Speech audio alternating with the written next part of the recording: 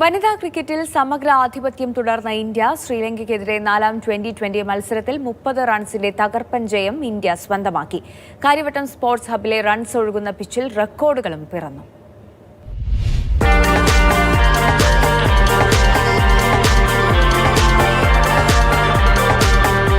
കാര്യവട്ടത്തെത്തിയ കാണികൾക്ക് മുന്നിൽ ഇന്ത്യൻ പെൺപുലികൾ റൺമഴ പെയ്യിച്ചു.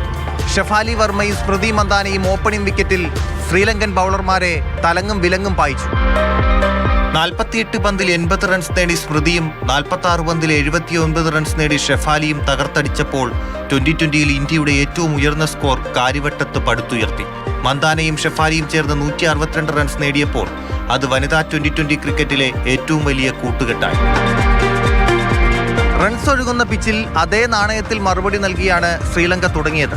പക്ഷേ കൃത്യമായ ഇടവേളകളിൽ ലങ്കൻ വിക്കറ്റുകൾ വീഴ്ത്തി ഇന്ത്യ മറുപടി നൽകിയപ്പോൾ കൂറ്റൻ വിജയലക്ഷ്യത്തിന് മുന്നിൽ ശ്രീലങ്ക അടിപതറി. 5 മത്സരങ്ങളുടെ പരമ്പരയിൽ 4 മത്സരങ്ങളും ഏകപക്ഷീയമായി ജയിച്ച് പരമ്പരയിൽ ആധിപത്യം തുടരുകയാണ് ഇന്ത്യയുടെ പെൺപുലികൾ. പരമ്പരയിലെ അവസാനത്തെ മത്സരം നാളെ കാര്യവട്ടം സ്പോർട്സ് ഹബിൽ നടക്കും. ടി. സരീഷ്ണ, മാതൃഭൂമി ന്യൂസ്, തിരുവനന്തപുരം.